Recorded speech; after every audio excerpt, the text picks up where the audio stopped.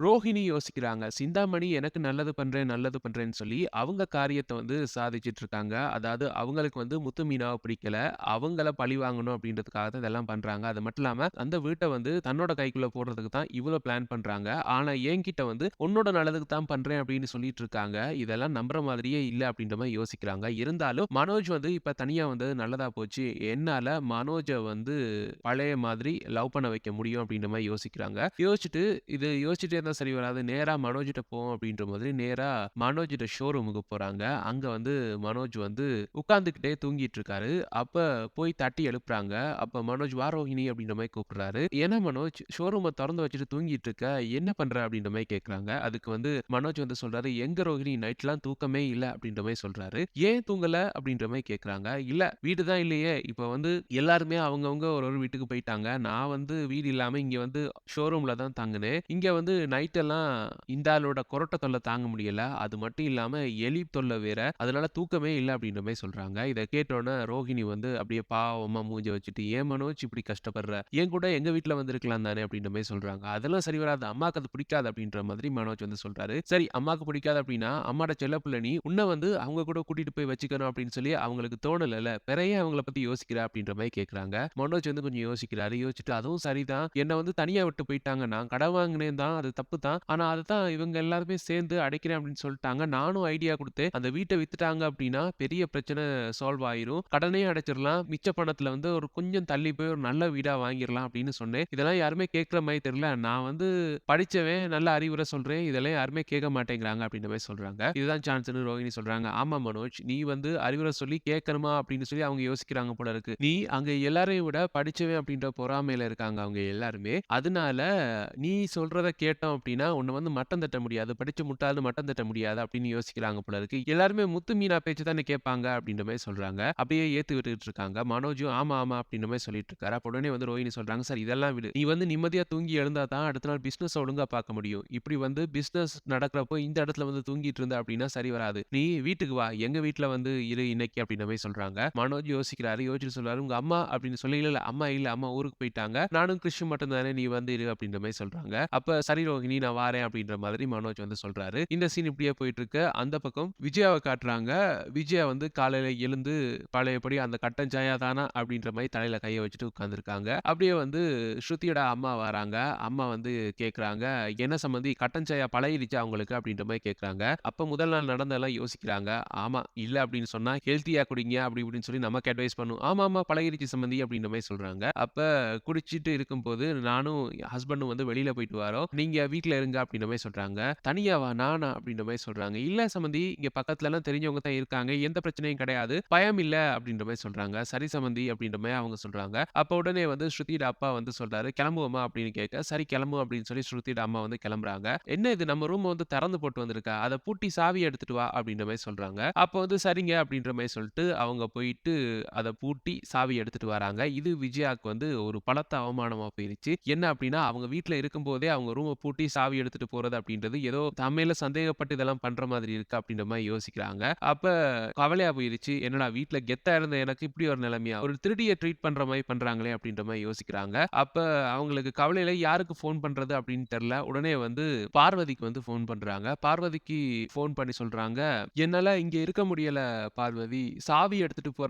நான் என்ன திருடியா? உன் வீட்டுக்கு வரப்போறேன் பார்வதி" அப்படின்ற மாரி சொல்றாங்க. பார்வதி சொல்றாங்க, "நீ எங்க வீட்டுக்கு வந்தா எனக்கு சந்தோஷம் தான். ஆனா உன் புருஷனோட வா. இல்லன்னா புருஷன் இருக்க இடத்துல போயிரு. அதுதான் உனக்கு மரியாதை" அப்படின்ற மாரி சொல்றாங்க. "என்ன பார்வதி நீயே இப்படி சொல்ற?" அப்படின்ற மாரி விஜயா வந்து புலம்புறாங்க. அப்ப பார்வதி வந்து சொல்றாங்க, "இல்ல நீ வந்து அண்ணன விட்டுட்டு தனியா போய் இருக்கிறது எனக்கு விருப்பமே இல்ல. அண்ணன் வந்து மீனா வீட்ல போயிட்டு நல்லா தான் இருக்காரு. நான் வந்து ஃபோன் பண்ணி பேசினேன் மீனா கூட. அங்க கூட எல்லாருக்கும் உன்ன நினைச்சு தான் கவலையா இருக்கு. அதாவது நீ அங்க எப்படி சமாளிக்கிற அப்படின்னு தெரியல" அப்படின்ற மாரி சொல்றாங்க. ஏன் அப்படின்னா, உன் வீட்ல வந்து நீ கெத்தா இருந்த. அங்க போயிட்டு கண்டிப்பா வந்து நீ கொஞ்சம் டவுனா தான் இருப்ப அப்படின்னு சொல்லி கவலைப்படுறாங்க. நீ வேலையா அண்ணன் எங்க இருக்காரோ அங்க போ. இல்ல அண்ணன் வந்து நம்ம வீட்டுக்கு வர்றதுக்கு சம்மதம் அப்படின்னா, அண்ணாவ கூட்டிட்டு இங்க வா அப்படின்ற மாரி சொல்றாங்க. "என்ன பார்வதி நீயே இப்படி சொல்ற?" அப்படின்ற மாரி சொல்லிட்டு விஜயா வந்து ஃபோன கட் பண்றாங்க. கட் பண்ணிட்டு யோசிக்கிறாங்க. அப்ப அங்க எல்லாருமே என்ன பத்தி தான் யோசிச்சுட்டு இருக்காங்க. நான் மட்டும் தான் வீம்புக்கு இங்க வந்திருக்கேன். இங்க என்னால இருக்கவே முடியல. இது ஏதோ பெரிய வீடு அப்படின்னு சொல்லி ஆசைப்பட்டு வந்தா, இங்க ஸ்ருதியோட அம்மாவும், அப்பாவும் வந்து சரியா மோசமா நடந்துக்கிறாங்களே அப்படின்ற மாரி யோசிக்கிறாங்க. யோசிச்சுட்டு இங்க எல்லாம் பேசி சரி வராது. நேரா மனோஜுக்கு வந்து ஃபோன் பண்ணி கேட்பாங்க. கேட்போம். மனோஜோட போய் இருக்கலாமான்னு பார்ப்போம் அப்படின்னு சொல்லி மனோஜுக்கு வந்து ஃபோன் பண்றாங்க. அப்ப மனோஜோட ஃபோன் ரிங் ஆயிட்டு இருக்கு.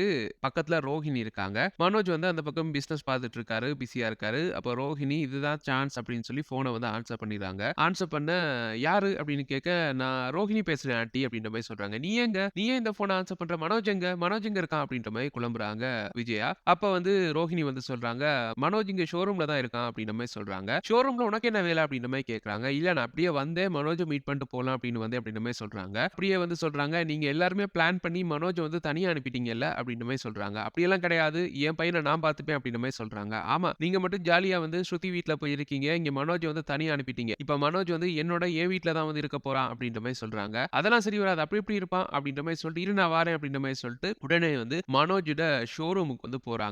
அங்க இவங்க வரப்போறாங்கன்னு தெரிஞ்சோனே ரோஹிணிக்கு புரிஞ்சிருச்சு. இப்ப நம்ம இருந்தா சிக்கல் எஸ்கேப் ஆயிரும் அப்படின்னு சொல்லி மனோஜ்ட்ட டாட்டா சொல்லிட்டு அவங்க வந்து எஸ்கேப் ஆயிட்டாங்க. அங்க போயிட்டு மனோஜ்ட்ட வந்து கேட்கறாங்க, என்ன மனோஜ் நீ வந்து ரோஹிணிட்ட போறியா அப்படின்ற மாரி கேட்கறாங்க. அப்ப மனோஜ் வந்து யோசிக்கிறாரு. என்னடா யோசிக்கிற? பதில் சொல்லு அப்படின்ற மாரி கேட்கறாங்க. இல்லம்மா நேத்து நைட்லாம் தூக்கமே இல்ல. இந்த ஆளு கூட இருக்க ஆளு வந்து ஒரே கொரட்டை. முடியல தூக்கமே இல்ல. அது மட்டும் இல்லாம எலி தொல்ல தாங்க முடியல. நீயும் சரி வீட்ல அப்பா, மீனா, முத்து அது மட்டும் இல்லாம ரவி, ஸ்ருதி எல்லாருமே வந்து என்ன தனியா கழட்டி விட்டு நீங்க பாட்டுக்கு ஒரு ஒரு வீட்ல போயிட்டு ஜாலியா தூங்குனீங்க. என்ன மட்டும் இங்க கழட்டி விட்டீங்கல்ல. நான் அப்படி என்ன பண்ணேன் அப்படின்ற மாரி கேட்கறாங்க. நீ என்னடா பண்ணல அப்படின்ற மாதிரி விஜயா வந்து கேட்கறாங்க. சரிம்மா நான் தப்பு பண்ணிட்டேன் தான். நான் வந்து அத உணர்ந்துட்டேன். நான் சொன்னேன் தானே அந்த வீட்ட வித்தோம் அப்படின்னா நெறைய காசு வரும். அந்த காசுல வந்து கடன் அடைச்சுட்டோம் அப்படின்னா இன்னொரு வீடு வாங்குறதுக்கு கூட அதுல காசு வரும் அப்படின்னு சொன்னேன். நீங்க தான் கேட்கல அப்படின்னு சொல்லிட்டு இருக்கும்போதே விஜய் அவர அற விடுறாங்க. அற விட்டு சொல்றாங்க. மறுபடியும் சொல்லிட்டேன். அந்த வீட்ட விக்கிறத பத்தி மட்டும் பேசாத அப்படின்ற மாரி சொல்றாங்க. நீங்க சொல்லி தானேம்மா அப்பா கையெழுத்து போட்டேன். இப்போ வந்து ஏதோ நான் தப்பு பண்ண மாதிரி என்ன வந்து திட்டிட்டு இருக்கீங்க அப்படின்ற மாரி மனோஜுக்கு வந்து கோவம் வருது. என்னடா கோவப்படுற அம்மாட்ட அப்படின்ற மாரி கேட்கறாங்க. பின்னம்மா என்ன வந்து தனியா விட்டு நீங்க எல்லாருமே போயிட்டீங்க. இப்ப ரோஹிணி தான் வந்து நீ வந்து இப்படி இருந்தா சரி வராது மனோஜ். பிசினஸ் பார்க்கணும் அப்படின்னா நல்லா தூங்கணும். நீ தூங்காம பாரு உனக்கு இப்படி இருக்கு. ஹெல்த் இஷ்யூ ஆயிரும் அப்படின்லாம் சொல்லி என் மேல அக்கறைப்பட்டு அவ வீட்டுக்கு வந்து தங்க சொல்லிட்டு போயிருக்கா. நான் இன்னைக்கு அவ வீட்ல தான் போய் தங்க போறேன் அப்படின்ற மாரி சொல்றாங்க. என்ன மனோஜ் சொல்ற? உனக்கும் அவளுக்கும் டைவர்ஸ் கேஸ் போயிட்டு இருக்கு. நீ வந்து அவ வீட்ல போய் தங்க போறேன்னு சொல்ற. கொஞ்சம் படிச்ச மாரி நடந்துக்க மனோஜ் அப்படின்ற மாரி சொல்றாங்க. பாத்தியா நீயும் அதையே சொல்ல ஆரம்பிச்சிட்ட. நான் ஏதோ படிக்காத மாதிரி தான் எங்க வீட்ல எல்லாருமே என்ன ட்ரீட் பண்றாங்க. இப்ப நீயும் அப்படியே பண்றியேம்மா அப்படின்ற மாரி சொல்றாரு. விஜயா வந்து எந்த அளவுக்கு கன்வின்ஸ் பண்ண முடியுமோ அந்த அளவுக்கு மனோஜ வந்து கன்வின்ஸ் பண்ண பார்க்குறாங்க. ஆனா மனோஜ் வந்து கன்வின்ஸ் ஆற மாதிரியே தெரியல. ஏன்னா மனோஜோட தனிமைய வந்து ரோஹிணி வந்து நல்லா யூஸ் பண்ணிட்டு போயிட்டாங்க. நல்லா பிரெயின் வாஷ் பண்ணிட்டாங்க. மனோஜ வந்து மாத்தவே முடியல விஜயாவால. விஜயா யோசிக்கிறாங்க. என்னடா இது சின்ன புள்ளன்னு சொல்லி இவன தலையில தூக்கி வச்சு கொண்டாடுனா, இவன் வந்து இப்படி பண்ணிட்டு இருக்கானே. கொஞ்சம் கூட ஒரு காமன் சென்ஸ் இல்லாம பேசிட்டு இருக்கானே அப்படின்ற மாரி யோசிக்கிறாங்க. யோசிச்சுட்டு இவன்கிட்ட பேசி சரி வராது கிளம்புவோம் அப்படின்ற மாரி நேரா ஸ்ருதி வீட்டுக்கு போறாங்க. அங்க போனோம்னா ஸ்ருதியோட அம்மாவும், அப்பாவும் நிக்கிறாங்க. நின்னுட்டு கேட்கறாங்க. என்ன சம்மந்தி வெளியில போறேன்னா சொல்லிட்டு போ மாட்டீங்களா? அப்படின்ற மாரி கேட்கறாங்க. அப்ப அவங்க சொல்றாங்க, இல்ல வாட்ச்மேன் இருக்காரு தானே. நான் அதான் ஒண்ணும் சொல்லல அப்படின்ற மாரி சொல்றாங்க. வாட்ச்மேன் இருந்தா சரியா? வீட்ல யாரும் பாதுகாப்புக்கு இல்லையா? அப்படின்ற மாரி கேட்கறாங்க. அதுக்கு தானே வாட்ச்மேன் வச்சிருக்கீங்க அப்படின்ற மாதிரி விஜயா வந்து சொல்றாங்க. அதுக்கு வாட்ச்மேன் வந்து வீட்டுக்குள்ள யாரும் வராம இருக்கிறதுக்கு பாதுகாப்பா இருக்கிறதுக்கு தான் வாட்ச்மேன் வச்சிருக்கோம். ஒருவேளை வாட்ச்மேன் வந்து வீட்ல ஏதாவது களவெடுத்துட்டு போயிட்டா என்ன பண்ணுவீங்க? அப்படின்ற மாரி கேட்கறாங்க. என்னடா இது ரோதனையா போயிருச்சு இவங்களோட அப்படின்ற மாதிரி யோசிக்கிறாங்க. யோசிச்சுட்டு சொல்றாங்க. எனக்கு வந்து இங்க இருக்க செட் ஆகல சம்மந்தி. நான் வந்து போறேன். அவரோட போயிட்டு மீனா வீட்ல இருக்க போறேன் அப்படின்ற மாரி சொல்றாங்க. அப்ப உடனே வந்து ஸ்ருதியோட அப்பா வந்து சொல்றாரு. போய்க்கோ, போய்க்கோ. உனக்கு புடிச்ச இடத்துக்கு போய்க்கோ அப்படின்ற மாரி சொல்றாரு. என்னடா இது மூஞ்சில அடிச்ச மாரி இப்படி சொல்ட்டாரே அப்படின்ற மாரி யோசிக்கிறாங்க. அப்ப உடனே வந்து ஸ்ருதியோட அம்மாவும் சொல்றாங்க. ஆமா சம்மந்தி உங்களுக்கு இங்க எதுவுமே செட் ஆகுதுல்ல. அது மட்டும் இல்லாம நீங்க அட்ஜஸ்ட் பண்ணி போற பழக்கமும் கிடையாது உங்களுக்கு. ஒரு வீட்டுக்கு வந்தோம் அப்படின்னா, அந்த வீட்ல என்ன தராங்களோ அத சாப்பிட்டுட்டு இருக்கணும். அத விட்டு நமக்கு என்ன தேவையோ அதெல்லாம் கேட்டு இங்க வந்து டார்ச்சர் பண்ணிட்டு இருக்கீங்க நீங்க. இதெல்லாம் சரி வராது. நீங்க கிளம்புங்க அப்படின்ற மாரி சொல்றாங்க. விஜயாக்கு பயங்கர அப்செட் ஆயிருச்சு. என்னடா இது இவங்க வந்து நம்மள பார்த்துப்பாங்க அப்படின்னு நம்பி வந்தா இப்படி அவமானப்படுத்துறாங்களே அப்படின்ற மாரி யோசிச்சுட்டு பேக் எல்லாம் எடுத்துட்டு அவங்களோட கெத்தெல்லாம் விட்டுட்டு நேரா மீனா வீட்டுக்கு போறாங்க. அங்க இவங்கள பார்த்தோம்னா எல்லாருக்குமே பயங்கர ஷாக். உடனே வந்து மீனா வாங்கத்த அப்படின்ற மாரி கூப்பிட்டு பேக்க வாங்குறாங்க. விஜயா ஒண்ணுமே பேசல. அப்படியே அமைதியா வராங்க. அண்ணாமலை ஒரு மாதிரியா விஜயாவ பார்த்து சிரிக்கிறாரு. நீ வருவேன்னு எனக்கு தெரியும் அப்படின்ற மாதிரி சொல்றாரு. என்ன என்ன தெரியும் அப்படின்ற மாரி கேட்கறாங்க. இல்ல உனக்கு அங்க செட் ஆகாதுன்னு எனக்கு தெரியும். அப்பவே நான் சொன்னேன் வா அப்படின்னு சொல்லி கேட்டியா அப்படின்ற மாரி சொல்றாங்க. உடனே வந்து மீனாட அம்மா வந்து வாங்க சம்மந்தி அப்படின்ற மாரி கூப்பிடுறாங்க. சாப்பிட்டீங்களா? காஃபி குடிக்கிறீங்களா? டீ குடிக்கிறீங்களான்னு கேட்டு ஒரே அன்பு தொல்ல குடுத்துட்டு இருக்காங்க. விஜயா வந்து யோசிக்கிறாங்க. அட கடவுளே! இங்கேயே இருந்திருக்கலாம் போல இருக்கு. இப்படி ராஜ மரியாதையா இருக்கு. அங்க போயிட்டு அவமானப்பட்டு வந்தது தான் மிச்சம் அப்படின்ற மாரி சொல்லிட்டு, இருந்தாலும் தன்னோட கெத்த விட்டு குடுக்க கூடாது அப்படின்றதுக்காக எதுவுமே பேசாம அமைதியா இருக்காங்க. அண்ணாமலைக்கு சிரிப்பு அடக்க முடியல. முத்துவும் வீட்டுக்கு வராரு. வீட்டுக்கு வந்தோனே விஜயாவ பார்த்தோனே பயங்கர ஷாக்கு. இருந்தாலும் அவருக்கும் சந்தோஷம் தான். ஏன்னா அவரும் மீனா கிட்ட சொல்லி கவலைப்பட்டுட்டு இருந்தாரு. அதாவது வீட்ல கெத்தா இருந்தவங்க அங்க போயிட்டு டம்மி மாரி இருப்பாங்க. அவங்கள வந்து என்னால அப்படி பார்க்கவே முடியாது அப்படின்ற மாரிலாம் சொல்லியிருந்தாரு. இப்ப அவருக்கு சந்தோஷம். இப்படியே இந்த எபிசோட வந்து முடிக்கிறாங்க.